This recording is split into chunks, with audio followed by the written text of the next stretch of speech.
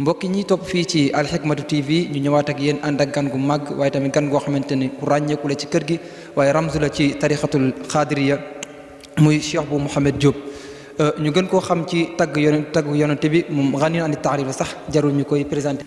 mooy bañ ku la wax dëgg ak defe ni yaa gën ñëpp te loolu ku ko def doo jariñu bari na ma koy baamu ay yoon ni xaste buntu ubbi lu bon la. suma papa yàlla na xippee aljanna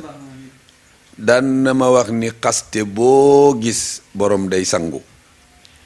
ma ni ko papa loolu nu ma koy firee mu ni dafa tëb xas la ndax dafa bari le lu bon di bañ nga gaaw àgg ci mu defe ni bu tëbee wax na lu bon nga wàññeeku ba doo ko wax yow lu bon bari na ku teey mësta